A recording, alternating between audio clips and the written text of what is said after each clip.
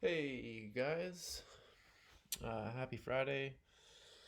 Long weekend coming up. I know that doesn't mean what it would normally mean, but hopefully um, you guys get to have a little break from school and all the rest of the nonsense that's going on these days. But before we do that, I would like to talk to you a little bit about how 1984, the novel by George Orwell that we are trying so hard to learn over the internet right now, works well with psychological criticism. Um, so I'm going to go through 5 or 6 slides here. One of them is a slide, is an external link that requires you to do some research. I have searched high and low for the password. I know that there's a way I can see passwords that are stored on my computer. I can't seem to do it right now. If somebody wants to help me with that, that would be great. If not, I'll just direct you to do some sort of general internet research, but with a focus on. Anyway, we'll get there in a minute.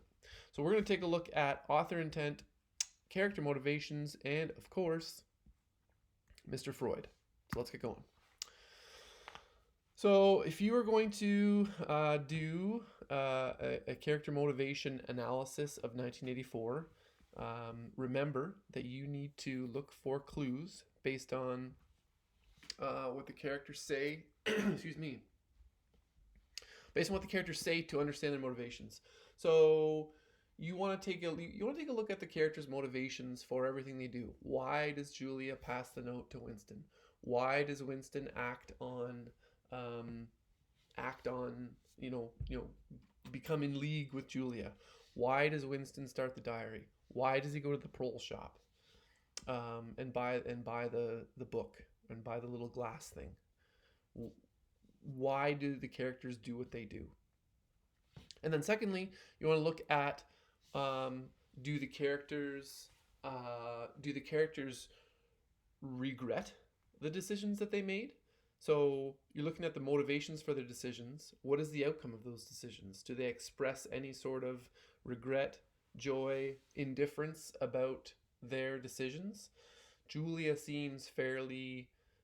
It's a little bit interesting because Winston and Julia both say and seem to know that they are doomed, that they are, by, you know, it's only a matter of time before they are caught and found out.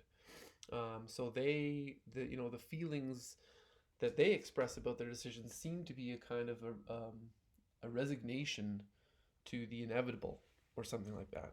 Okay, so again, when you're doing these, following along with these videos, try to make some point form notes, jot notes around these things, because you might. This is the preliminary work for doing essays. You're kind of trying on these criticisms to see what works really well. Okay. Moving on to id, ego, superego, and id, ego, superego. Freudian criticism is extremely popular when looking at 94 with students, for whatever reason, in my experience. It lines up nicely with the novel. So if you take a look at, you can create a three-ringed Venn diagram that has, I'm sure everyone's familiar with Venn diagrams, has one spot that all three circles share, and then each circle shares a spot with an adjoining one. Anyway, I'm sure you all know that, what it looks like, and you label each one id, ego, and superego, and then you kind of think about where each main character in the book would land. So obviously, just to review there, that graphic, super awesome graphic there, shows what the id, ego, superego does to your personality. So if we think about the characters and their personalities, for example, Winston and Julia are really the only ones in the novel who seem to have any semblance of id. Remember, the id is sort of impulsive. It says, I want it now there. The id is responsible for impulse. and needs like sex, like Winston and Julia have sex, yet the society highly frowns upon it. So they are really the representation of an id in the novel. The society itself could be really seen as like an enormous collective superego. As you can see, the superego in the diagram there says you can't have it, it's not right. So it really dictates social norms, behavioral norms. And if there's anything about 1984, it's that there are a lot of norms and rules to follow in daily life. So if you overlay Freud's personality theory onto the novel and kind of see where everyone fits, you can be, it can be revealing, and I think that's probably why it's so popular for students to write about. But who knows? What connections can be made to other aspects of the novel? I think we just kind of went over that, or I did really. When you start to classify Julia and Winston as sort of the only only characters with any sort of id, what does that, does that shed any light on their behavior? Does that shed any light on the book as a whole? That kind of thing. I think it does. Okay, so that is how Freudian criticism, that's a sort of a primer on how well it works with 1984.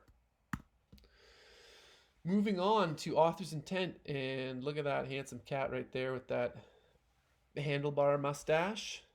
Very interesting style of mustache where you shave just under your nose, but not on the top of your lip.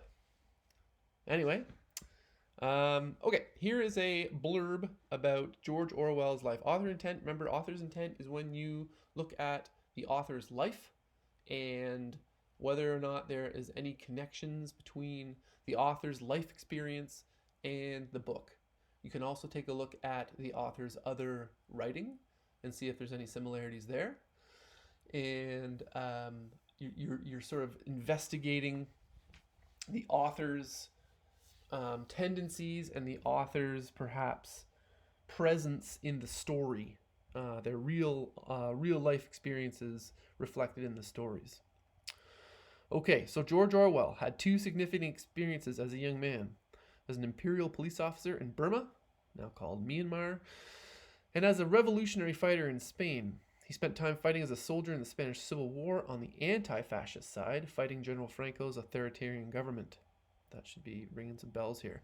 Back in England during World War II, Orwell's wife worked for the censorship department in the Ministry of Information. Also, bells should be going off. He died of tuberculosis shortly after finishing 1984. So he died young, and fairly tragically. But there are some definite points for investigation there. There's a lot. Sometimes you'll read an author's biography, and that has nothing to do with the book you just read. So there's nothing really to go on there. But I think there's at least